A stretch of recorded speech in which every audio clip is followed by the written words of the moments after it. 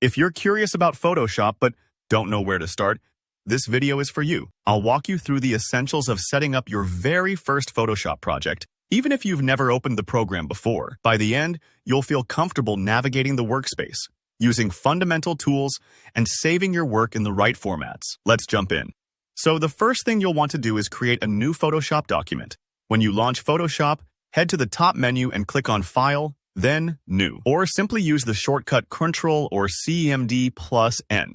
It's a quick way to get started. A window will pop up, and this is where you'll lay the foundation for your whole project. You can give your document a name, which is a good habit, especially if you plan to do multiple versions or send files to clients or teammates later. Setting the width and height is next, and it really depends on your final use. For a social media post, you might choose something square like 1080 x 1080 pixels. For a flyer, maybe 8.5 x 11 inches.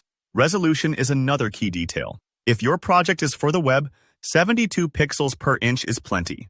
For print, you'll want something sharper, like 300 pixels per inch, so your final product doesn't look blurry. Don't forget about color mode. RGB is your go-to for anything displayed on screens, while CMYK is essential for printed projects.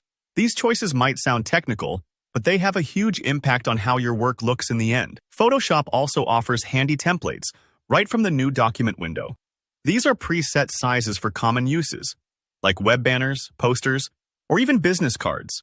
They're a great shortcut, especially if you're just getting familiar with the software, and they make sure you're starting with the right dimensions for your intended use. Now, take a moment to look around your workspace.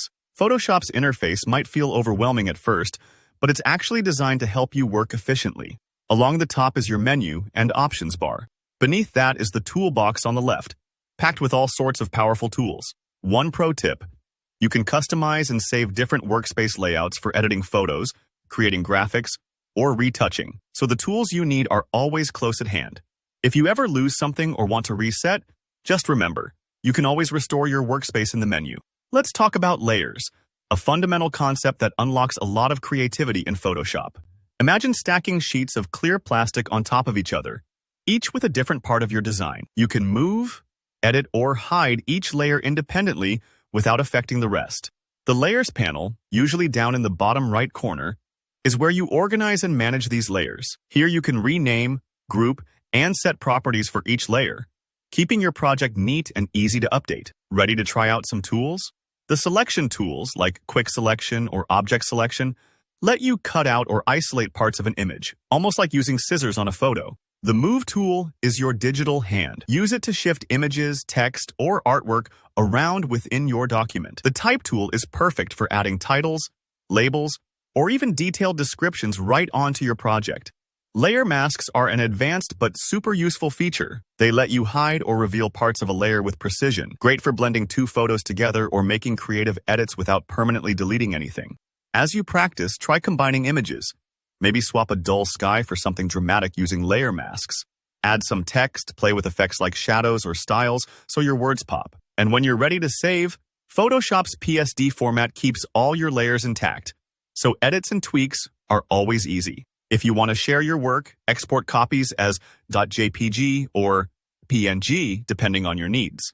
And that's it. You've just taken your first steps in Photoshop. Remember, don't worry if things aren't perfect at first. The more you tinker and play, the more comfortable you'll get. If you found this helpful, hit that like button, leave a comment below with any questions, and don't forget to subscribe for more hands-on tutorials. See you in the next video.